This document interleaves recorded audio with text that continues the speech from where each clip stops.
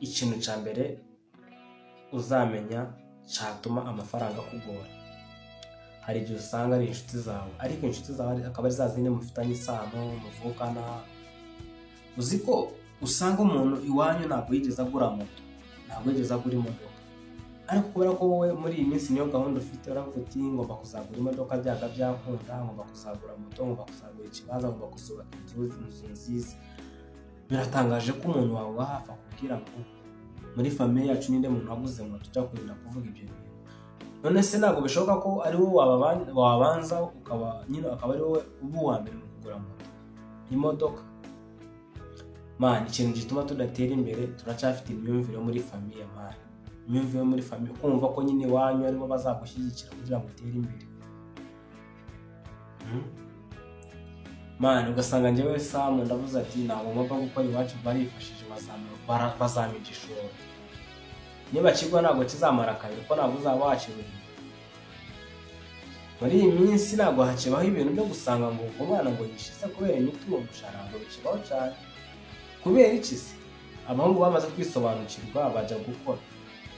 Leta yashyizeho ingamba zikomeye kugira ngo iwanyu baguhe ikibanza biva ku bushake bwabo ndetse n'uburyo bitwaraho. Ntabwo uzabitwaraho nabi ngo nibarangiza bazaguha ikibanza. Rero muri iyi minsi twese dusigaye tuva mu rugo. Ubu ngubu umusore asigaye ageze imyaka 20 nawe azi uko kujya muri Kenya bimeze, uko kujya muri Zambia bimeze, Uganda, mu Burundi uko bimeze. Mu gihe kera byabaga bigoranye no kuba wava muri karitsiye ukajya mu yindi karitsiye. Usanga ujya ahantu nyine baraguseka ngo bahera bakakuvugira izindi. Ariko muri iyi minsi njyewe Sam nsigaye mvuga ati reka ningire kampani yo gukora amafaranga. Nsigaye mvuga ati reka nje Nairobi. Kubera iki se? Ntabwo tukishingikirije kuri famiye. Man, dukunda famiye zacu twizivukamo, twakabaye tunazifasha. Ariko mu gihe kiri mu rugendo rw'iterambere n'ubundi famiye yanyu izaba iri mu bukene, ahubwo ikintu ugomba kuba wakora wowe ni ukutazaba umukene, kuko ikosa ryo kuba waba umukene ni wowe, ntabwo rizava ku babyeyi. Ababyeyi nibo bakoze ikosa ryo kubaho ari abakene, ariko wowe nawe ubukene bwawe buzakubarwaho. Kuba wanyu muri abakene si ikosa ryawe, ariko n'upfa uri umukene zaba ari ikosa ryawe. Niyo mpamvu rimwe na rimwe dukunda famiye, ariko hari aho bigera ukazirengagiza. Uzajya ubabaza uko bameze, ariko ku kintu kijyanye no gusohora ifaranga ukitonda cyane. Ukitonda.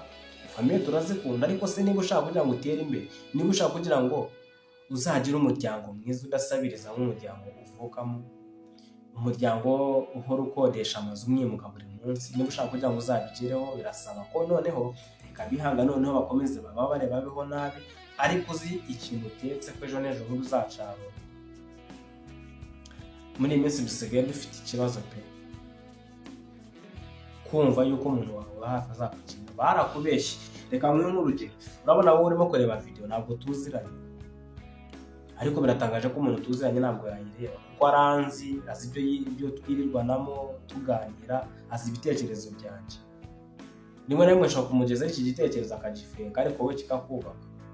Niyo mpamvu mubwira ngo kuri iyi mihanda dusigaye duhura n'inshuti tutaziranye. Aba ngaba bose ubona bateye imbere, ba Elon Musk bande bose babigezwaho kubera ko nyine ntabwo yagezwaho na famiye. Umuntu mutaziranye niwe ukuzamura.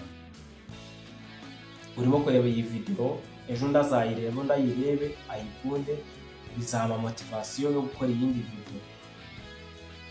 Nuyisharinga abandi bakayibona, uyikunde. Nukanda subscribe tuzamuke, channel izamuke. Ariko umuntu wawe wa hafi nta kintu yagufasha. Niyo mpamvu naguhaye urugero kuri iyi video. Ntabwo umuntu ukuzi yaza amane ngo guteze imbere. Niyo mpamvu umuntu ava muri karitsiye akajya gucururiza ahandi akabona amafaranga.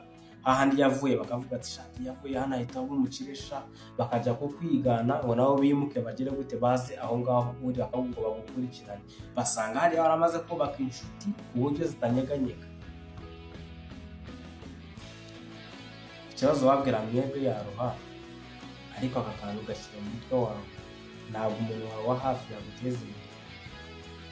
bitazagu ariko urugero naguhaye tekereza umuntu kugira ngo uratekereza kugura imodoka twebwe iwacu turayifite hari umuntu ugeze ayigura no mu bisekuruza hari umuntu wayigeze kuki se utaba uwa mbere mu bayiguze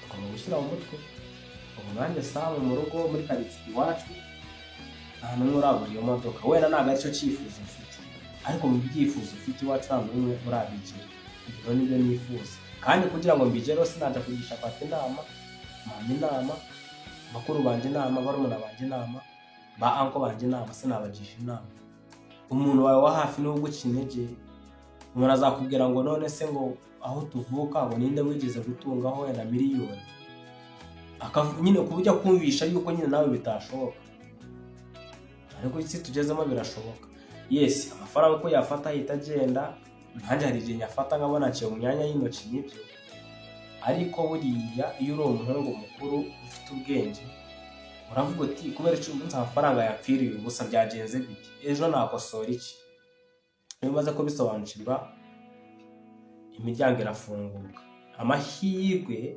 ntabwo dutegereza ahubwo nitwe tuyategereza iyo amahirwe agusanze utari tayari asanga abandi bari tayari kandi subscribe uyu muhungu wanyu Sam Muhungu Nyagatare hano ni kuri Ibanze TV ntuzakirwe n'ibindi biganiro